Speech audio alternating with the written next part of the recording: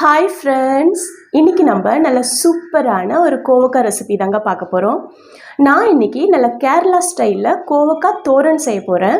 இந்த கோவக்காய் தோரனையே ரொம்ப ஈஸியாகவும் ரொம்ப டேஸ்ட்டாகவும் எப்படி செய்கிறதுன்னு இன்றைக்கி வீடியோவில் பார்க்கலாம்.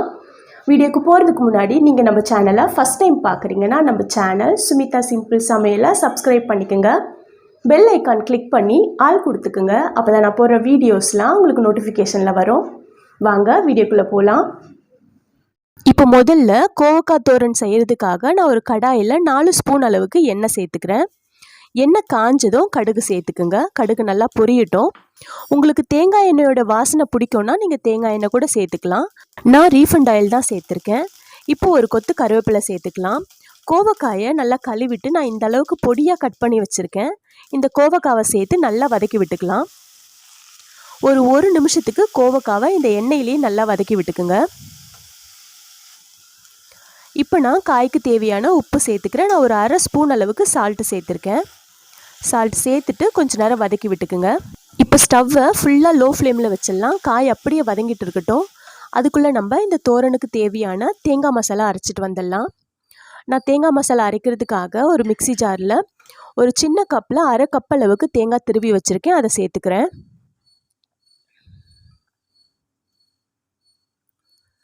இதோட ஒரு ஸ்பூன் அளவுக்கு சீரகம் சேர்த்துக்கிறேன். ஒரு 4-5 பல்லு பூண்டை தோல் உரித்து சேர்த்துக்கிறேன். ஒரு ஸ்பூன் அளவுக்கு காஞ்ச மிளகாத்தூள் சேர்த்துக்கலாம். அரை ஸ்பூன் அளவுக்கு மஞ்சத்தூள் சேர்த்துக்கிறேன். இப்போ இந்த மசாலாவை தண்ணி எதுவும் சேர்க்காம நல்லா அரைச்சிட்டு வந்துடலாம். பாருங்கள், இந்த அளவுக்கு அரைச்சிட்டு வந்திருக்கேன். இது ரொம்ப பேஸ்ட்டாக ஆகாது. நம்ம தண்ணி எதுவும் சேர்க்காததுனால திரியாக தான் இருக்கும். அதுவே போதும். இப்போது கோவக்காய் நல்லா வதங்கியிருக்கு. இப்போ நம்ம அரைச்சிட்டு வந்த மசாலாவை சேர்த்துக்கலாம். இந்த கோவக்காய் தோரனுக்கு நம்ம தக்காளி, வெங்காயம், பச்சை மிளகாய் எதுவுமே யூஸ் பண்ணலை. வெறும் தேங்காய் மசாலா மட்டும்தான் யூஸ் பண்ணியிருக்கோம்.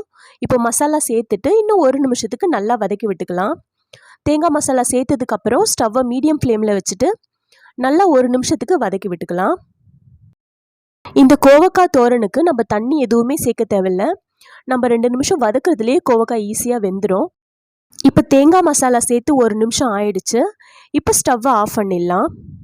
அவ்வளோதாங்க, ரொம்ப டேஸ்டான கோவக்காய் தோரன் பொரியல் ரெடி ஆயிடுச்சு. இந்த கோவக்காய் தோரனை நீங்கள் சாம்பார், ரசம், தயிர் சாதம், காரக்குழம்பு, மீன் குழம்பு எந்த குழம்புக்கு வேணாலும் சைடிஷாக வச்சு சாப்பிட்லாம். ரொம்ப சூப்பராக இருக்கும். அது மட்டும் இல்லைங்க, வெறும் சாதத்தில் இந்த கோவக்காய் பொரியலை போட்டு பிசைஞ்சு சாப்பிட்டிங்கன்னா ரொம்ப சூப்பராக இருக்கும். உங்களுக்கு பதார்த்தமே தேவைப்படாது, அந்தளவுக்கு டேஸ்ட்டாக இருக்கும்.